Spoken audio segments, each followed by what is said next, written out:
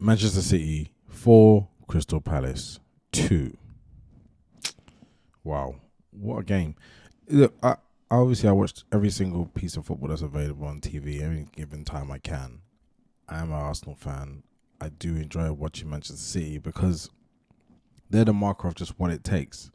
I think watching City lets me know what Arsenal are aiming for more and more. Now, I actually think Arsenal have been the best team in the league this year. That's the best team in the league, only in the league this year.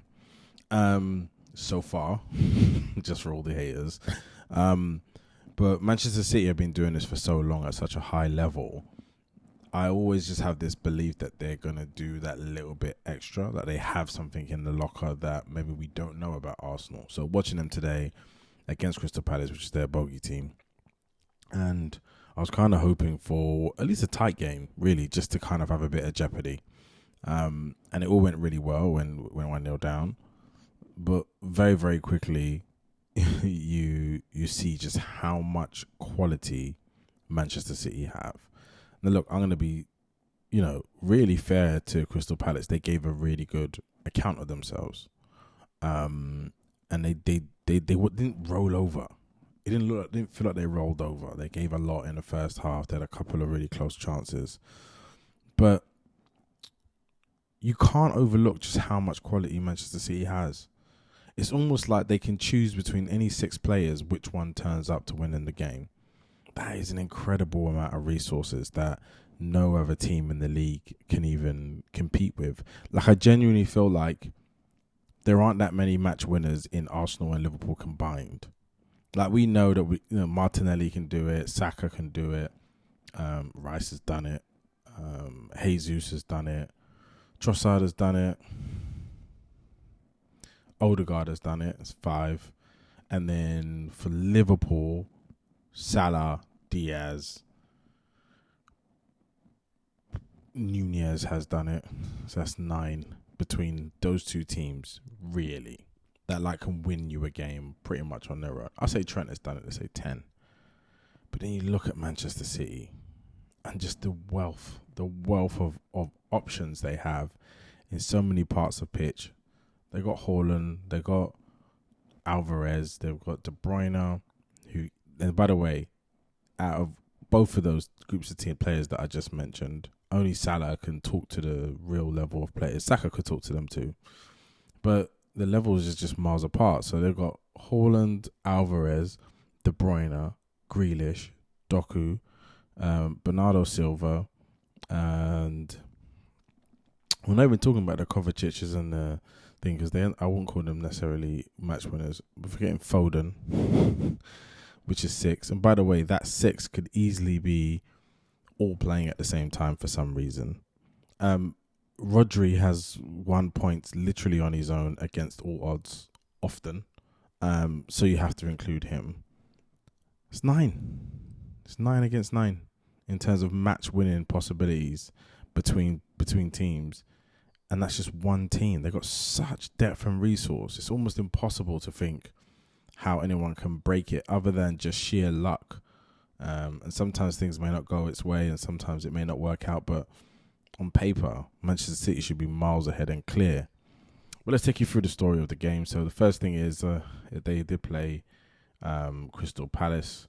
And look, it was going really well up until it went 2-1. And I think, in many ways, you want to kind of look. Let's go back to look at the actual starting 11, which I have here. So for Crystal Palace, and actually Crystal Palace have a pretty good team. I feel like they've really suffered from injuries, which is a real shame. But I do think they have a very good team. Let me just put it up. Sorry, I've got many tabs here. Here we go. So they have Henderson in goal. They have Joe Ward. Joe Ward is definitely on the last legs of his career. The fact that he still starts in the Premier League, I think he's been there for now over 10 years, through all the ups and the downs. But Joe Ward at right back, Anderson, who I rate. Then they had Mitchell at left back. He was replaced by Klein after 75 minutes. They seem to have Lerma. Was it Munoz? They're playing 3-4-3. That's probably why. So I'm misreading it. So Anderson, Ward, and then they had Mitchell at right back. That's weird. So I assume they were doing that as a bit of a inverted approach. That's not true. Sorry. I'm very tired. Sorry. Start again. So they had Henderson in goal. They had Ward, Anderson, and they had Lerma as a back three. They had Munoz, and then they had Mitchell as the fullbacks. Mitchell was on the left. Munoz was on the right. And then they had a midfield of Wharton and Hughes. So Wharton, I think, had messed up a really big chance. There was a chance where I think it was for 4 against 2, and he overhit the pass, and then Eze had to overrun and try and get it back. And actually, I looked at Wharton. I was like, actually, he's pretty good. I've seen him 4 times this year, and I thought it was really impressive. It was really disappointing to see that he messed that up. I think he definitely has a tall ceiling. I'm sure it won't be held against him too deeply, but that was a big mess up. Will Hughes still playing in a Premiership at this particular time makes me uncomfortable, and it makes me feel like, it's real evidence of the golfing class, because, at best he was a really good Championship player. He's never really delivered at the top level for Palace.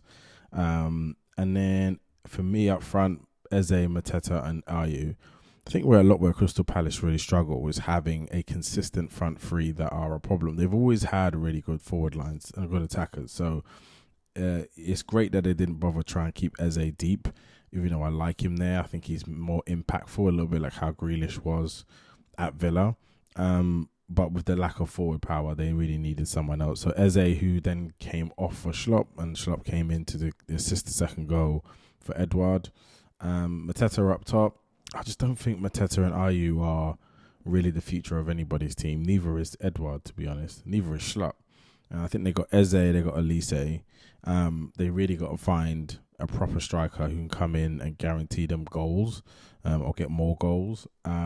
I think that midfield is quite light. I think Hughes starting and playing isn't really safe and comfortable. So that's going to have to be updated. For Man City, they played 3-2-4-1, which is their core formation. And what's really interesting, they just play 5-5, which is basically what it is. 5 defend, 5 attack. And then those 2 holding midfielders support the attack. And then the back 3 pretty much pull out into a 3-man defence, left, centre and right. And are protected by those 2 supports. And it's literally the most protected team I've seen. It's such a brilliant formation. Also, it just means you're overloading in terms of having the 5 attackers and options right across the pitch. So it's really hard to defend against, even though Arsenal did it. It's interesting that Edison's been out for a few weeks and Ortega's done incredibly well. And the fact that it hasn't made them drop their performance. There was a really hairy moment where the ball got passed to him, back to him, and he did a Cruyff turn and got away from, I think it was Mateta at the time. So he's actually a really good understudy. It's not even a big drop in performance. And then they had Stones at the back with Ruben Diaz and Guardiola. The fact that Guardiola cost £95 million and is like their 5th, 6th choice defender is laughable and really a part of the abundance that they have. Centre midfield, they had Rodri and Lewis, which is really interesting because normally we would assume that Lewis would start on the left, but actually he started in the middle this time and then went out to the left whenever wingers. But that's why I think Crystal Palace had a lot of success on the right wing, because they were overloading on the right and crossing it in the first half. And again, just like so much talent. I don't even think Lewis and Bob are great players. I think if they're in a Crystal Palace team, they wouldn't really be seen. They'd probably be on the bench. They wouldn't be starting today. But when you're in such a great system and around great players, you really get to show up and you get to develop. And that's kind of the misleadingly interesting thing about Manchester City. A lot of the younger talent hasn't necessarily gone on to the highest level. We know Lavia is very good but hasn't played all season, which is why maybe that makes sense. And we know Cole is doing really, really well this season. But again, he probably wasn't really even playing. He wasn't even doing what Bob and Lewis are doing, which is kind of getting 10, 15 games a season. So, Palmer was a bit of an anomaly. No one really knew how good he was at this top level. So I definitely know they have great young players, but you don't have to be the best. You don't have to be Saka to get breakthrough in a Man City team. You just have to be structured and disciplined and break your way in and earn your way in. I wonder if Saka actually started his time at Manchester City where would he be now? Like, would he just be one of those rotation players getting a couple of minutes here and there, or would he have the space to start? I don't know. Like, I think Foden has earned his way and had moments where he's really in it, times where he's really out of it, and no one knows why. I think last season he wasn't particularly favoured. He started the season pretty slow, but he's, questionably definitely one of the best talents this country's produced in a long time. But it's super interesting watching as players have come in and played that kind of second pivot in midfield / left back, the Fabian Delphs, the Zinchenko's, who have come in, and then you really see how much exposed they get when they go to a much bigger team. Now, I'll say Zinchenko, when he came to Arsenal the first year and a half, was fantastic, and it was great to see him. And we needed him so badly because Tierney, one, was always injured, but also couldn't play inverted and was a very standardised left back, which is not what Arteta wanted. But we're now starting to see, as we go up a level when it's Champions League and the game is a bit different, and you're getting counter-attacked often, his defending is not suitable for the level of football that we want to play. So actually, I'm looking at the players that we got from Man City 18 months ago and being like, maybe it's time to move them on, or expand the squad in a way that makes them squad players, because they can't be first choice, because we can't win games with them. And actually, as we know, Pep said that about his defenders. Like, I couldn't win, the treble with Zinchenko defending and Gabriel Jesus as the top striker. Like, I couldn't, because they're not clinical enough. And I think for us, we're going to have to go up another level and push those players into the squad and, still respect them. There are players and I think they're brilliant, but I don't know if we can hang a season on them. So the rest of the Man City squad, they had, as I mentioned, they had Lewis and Rodri in the double pivot.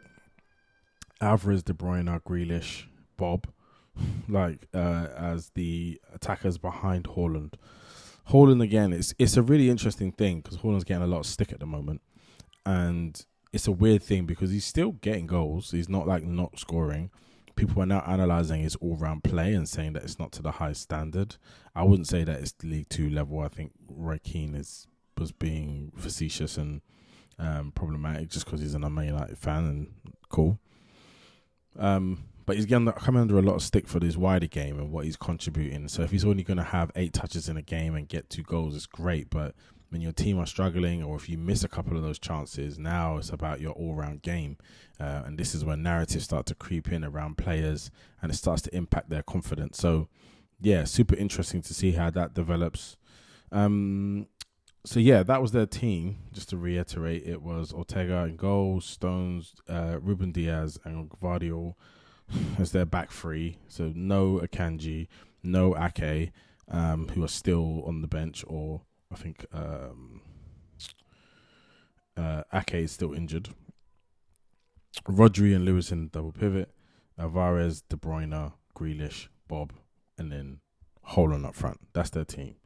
On the bench, though, they had Kovacic, who it's kind of interesting because when Kovacic first joined Man City and Arsenal got Havertz, I was like, why didn't we not just get Kovacic for 25 or 30 million rather than get Havertz for 65?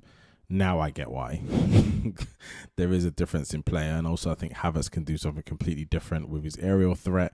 I really am falling in love with Havertz. It's a bizarre thing to happen where I had no hope and I was just being quiet because I was too embarrassed to admit that I didn't quite get what Arteta was doing, to now being like, if he's not playing, I feel funny. I feel like, oh no, I quite like him playing. I feel like when we're being high pressed, we just knock it to him and then we win the second ball and then we're attacking. He gets goals. He's a good finisher. Yeah, great addition. He'll probably be at our team for a very long time. He's one of those like Giroud type players where he will never be Thierry Henry and set the league on light, but he will continuously have really good seasons over and over again. And when he leaves, we'll miss him. And we'll want someone like him to replace him. So there's this bench of Kovacic, who I think has been really underwhelming and probably will be moved on, if not the end of this season and maybe next season.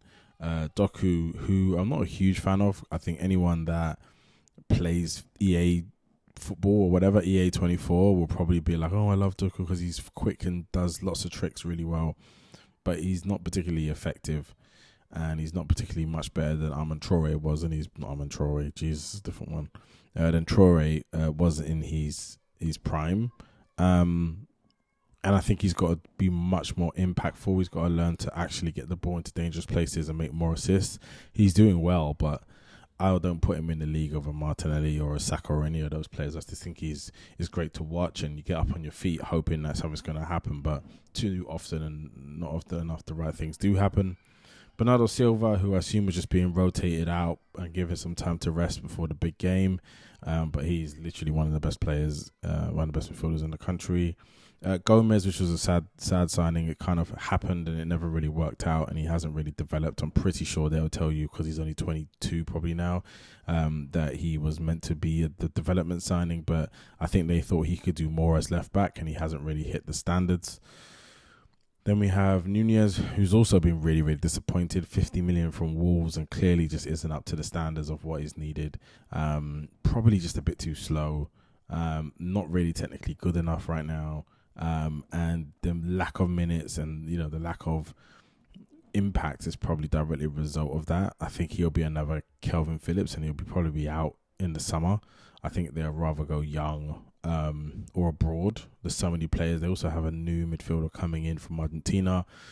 So players like him and Calvin Phillips probably don't really feel like they make sense anymore. Ederson is on the bench today, which is great. So he'll probably be back soon, but he's got to earn it, clearly. Foden on the bench. I forgot about Foden for some reason. And Sassuolo. But for me, that bench, that's 1, 2, 3, 4 top midfielders. Maybe 5, really, if I'm being honest. 5 top midfielders, 2 top defenders.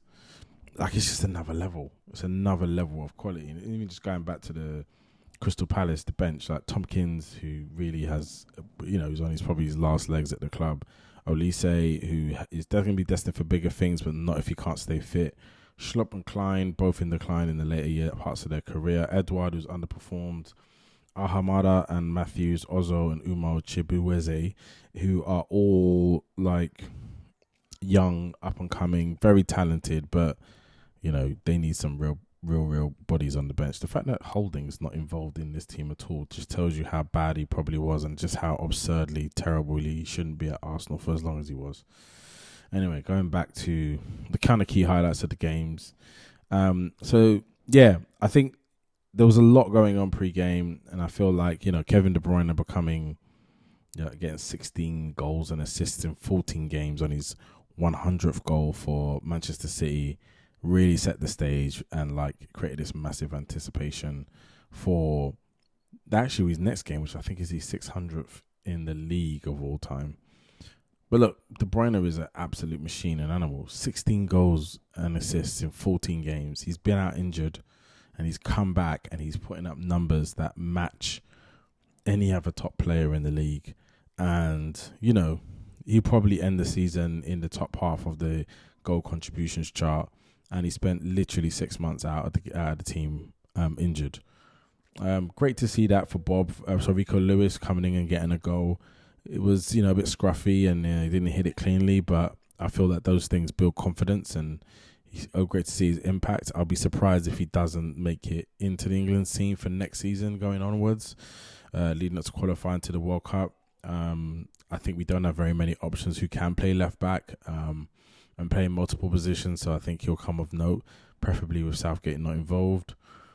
Stefan Ortega's outrageous skill. His backflip was just one of the main big points that I just thought was really clear. Just like when you go down in the levels, of Manchester City, you're still seeing high level, creative, tactical, just seeing things that, Ramsdale respectfully probably would have conceded a goal like he did recently. I can't remember who he was against. And it was just so demoralising. I think it was Brentford. It was against Brentford. He was playing against Brentford, and he took too long, and then the ball came off the striker. I think it was in Buemo, and it went in. And he's just like, Ortega's not making these types of mistakes. So the first half, was a really interesting look, and I think, Guardiola got booked in the first half, but I think it was a really cohesive, approach from Manchester City. They were being really efficient. They were making little bit of errors, and Crystal Palace were getting in behind them, but they weren't bad. And so you knew they were only going to get better. It was just a matter of Crystal Palace can get a couple of goals to create some breathing space and take the steam out of them. And I can see why they go on 10-game runs, 15, 20-game runs at the end of the season, don't get beaten in the second half of the season, and just go on to win multiple trophies. Like, it's just almost ingrained in them. And then the substitutions, so they brought in Kovacic for Rodri. Rodri did look like he got stamped by someone. I can't remember who it was, but he did get stamped and he did go down for a bit. So I think that's about protecting him for the Real Madrid game. Nunez came on for Alvarez without very little impact. Crystal Palace made quite a few attempts. And then they bring on Ahamada Klein. But just overall, Man City were just too good. So you look at it now and you think, what does this mean for the top of the table? Man City officially go on their customary end-of-season run of victories, which really is making them undeniable contenders for the title. It's not really ever been in question. There's moments when they're rocky and you think, oh, maybe it's going to be a bit too much, and they just find it. So that coupled with Kevin De Bruyne and his brilliance, highest level, it just felt like it was his show today. And sometimes it's Foden that shows up, sometimes it's Bernardo Silva, sometimes it's him. Never Grealish, never Doku, never any of those other players. But sometimes it's Haaland. This is always just, they've always got somebody who's likely to come and show up for them. And so it's more than just about 3 points. It's a massive statement.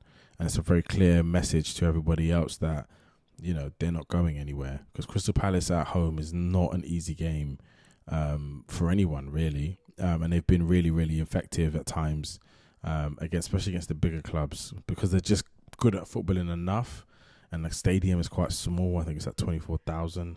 It's a very tight atmosphere. They have a great fan base, great history. Like, I do like Crystal Palace a lot. I think as a club, if I had to wish for a club to get that next level of stability and consistency, I think they're going to have to move first and foremost. But I think they find really good players, bring them in, and have a really good model of, selling Olise, selling Eze, getting 130 million for them both, 140 million for them both, buying 3 or 4 or 5 players who can really take them to another level. I think their manager's really good.